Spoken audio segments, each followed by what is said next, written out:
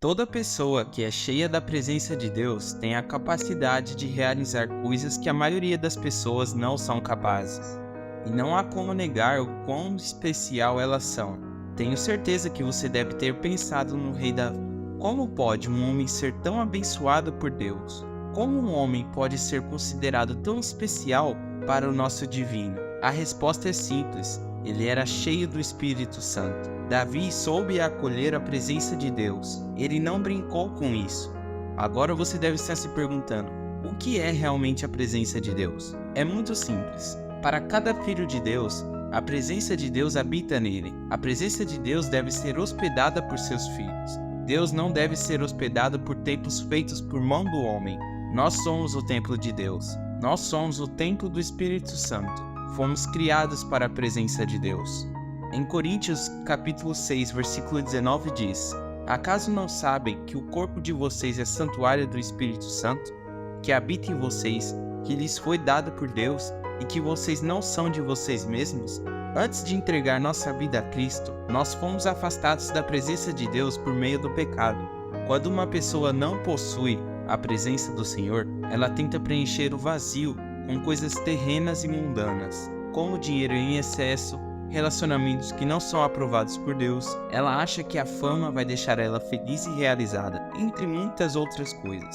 Mas a verdade é que tudo isso é perca de tempo, quando não temos Jesus como nosso amigo. Mas Eduardo, por que nem todos os crentes parecem especiais, mesmo que eles tenham o Espírito Santo? A verdade é que muitas pessoas têm o Espírito Santo, mas não estão conscientes dele.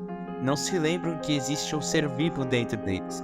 O Espírito de Deus é destinado a guiá-lo por completo, e isso faz a diferença. Todo crente tem o Espírito de Deus, porque você não pode ser salvo, exceto que você esteja selado com o Espírito Santo. Então o primeiro sinal para saber se você tem a presença de Deus é o batismo. O batismo é um ato no qual uma pessoa é imersa em água para simbolizar o fim de uma velha maneira de viver e um novo começo.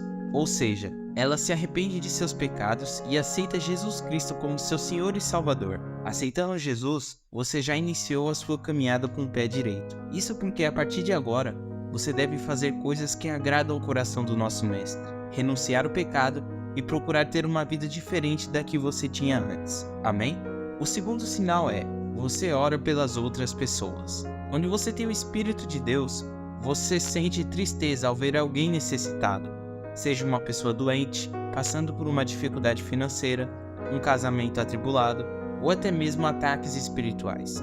Veja só o que está escrito na palavra: confessai as vossas culpas uns aos outros, e orai um pelos outros, para que sareis. A oração feita por um justo pode muito em seus efeitos. Elias era um homem sujeito às mesmas paixões que nós, e orando, pediu que não houvesse chuva, e por 3 anos e 6 meses não houve chuva sobre a terra. E orou outra vez, e o céu deu chuva, e a terra produziu o seu fruto. Tiago capítulo 5. Viu só como o poder da oração é maravilhoso? O Espírito de Deus faz isso com a gente. Ficamos com vontade de ajudar as pessoas, mesmo que a situação pareça difícil. Isso mostra que você está seguindo pelos caminhos corretos, pois demonstrar amor ao próximo é algo que Jesus se orgulha muito. Então fazer uma oração pode transformar a vida daquela pessoa doente, enferma, que está passando por muitas dificuldades. Amém? O terceiro sinal é, você pratica o jejum. O jejum se tornou muito famoso na Bíblia, principalmente com os exemplos de Jesus e Daniel. Jesus passou 40 dias no deserto, em jejum, sem comer nada, e ainda foi tentado por Satanás. Mas como sabemos, Jesus venceu o diabo. Já Daniel ficou sem comer carne e se alimentou somente de vegetais durante 21 dias. E ele não queria comer da comida do rei, pois aquele rei era idólatra. E por meio da sua fidelidade e jejum, Daniel foi abençoado.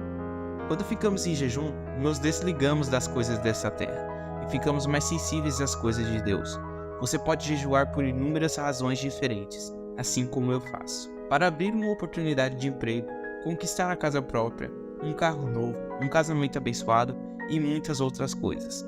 Mas lembre-se que o jejum deve ser seguido de orações para te ajudar a suportar tal tempo sem comer ou se privando de algumas coisas. Se você quiser saber mais sobre o jejum e como ele pode te abençoar, eu vou deixar um vídeo aqui na descrição e também no primeiro comentário fixado para você.